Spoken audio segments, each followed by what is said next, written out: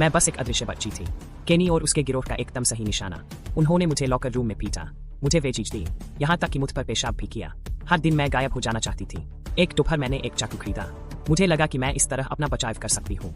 और उस रात अभ्यास करते हुए मेरी मुलाकात उससे हुई। वह अजीब थी। वह बर्फ में नंगे पैर चलती थी। मुझे पता था कि यह लड़की बाकियों जैसी नहीं है। उसी रात वह एक खोई हुई लड़की होने का नाटक करते हुए शिकार पर गई, और जब एक आदमी उसकी मदद के लिए आया तो उसने उसे बेरहमी से मार डाला। बाथरूम में केनी अपने गुंडों के साथ प्रकट हुआ। मैं सहे रहते बच नहीं सका। उसने मेरा चेहरा काट दिया। एबी और मैं करीब आने लगे। उसने मुझसे कहा कि अगर कोई मुझे मारे तो मुझे अपना बचाव करना चाहिए, जरूरत पड़ने पर उसे मारना भी चाहिए। वह मेरे लिए ऐसा कर सकती है।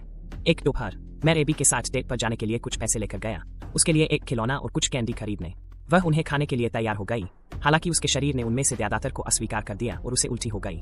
धीरे धीरे हम एक खामोश बंधन बना रहे थे। मुझे समझ आ गया था कि हमारा आपसी विश्वास ही अब हमें घेरे हुए खतरे से हमारी सबसे बड़ी सुरक्षा है। कोई और मेरे डर और मेरे दबे हुए गुस्से को समझ रहा था। एबी और उसका साथी एक और शिकार को पकड़ने की कोशिश कर रहे थे, लेकिन सब कुछ गड़बड़ा गया। जैसे ही वे भागने की कोशिश कर रहे थे, कार पलट गई। बूढ़े आदमी ने पहचाने जाने और एबी से जुड़े होने से बचने के लिए अपना चेहरा तेजाब से बिगाड़ लिया। उसे अस्पताल ले जाया गया। एबी दीवारों पर चढ़ता रहा जब तक कि मैंने उस बूढ़े आदमी की खिड़की से झांका नहीं। वे दोनों जानते थे कि वह ज्यादा दिन जिंदा नहीं रह पाएगा, और उसने आखिरी मदद के तौर पर अपनी गर्दन देने में जरा भी संकोच नहीं किया। एबी ने चुपचाप उसे स्वीकार कर लिया और फिर उसे खिड़की से गिरते हुए देखा। अगले दिन केनी ने मुझे फिर से अपमानित करने की कोशिश की, लेकिन इस बार मैंने उसे ऐसा नहीं करने दिया। मैंने उसे इतनी जोर से मारा कि उसका कान फट गया।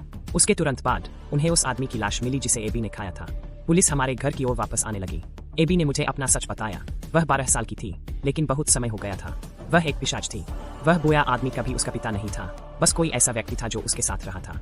जासूस को हम पर शक हुआ, और जब वह अपार्टमेंट में दाखिल हुआ तो उसने मेरे सामने उस पर हमला कर दिया। फिर वो चली गई।